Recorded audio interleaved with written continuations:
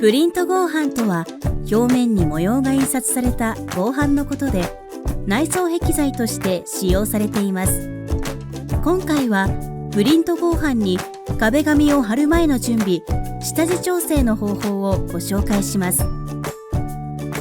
マスキングテープとマスカーで下地処理する部分以外を養生します。水で希釈したシーラーを下地に塗って乾燥させます。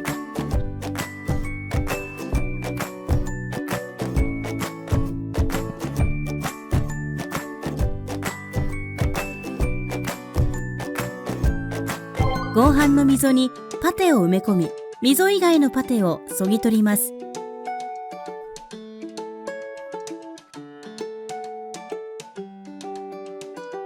合板の継ぎ目は段差をなくすようにパテでなだらかにします。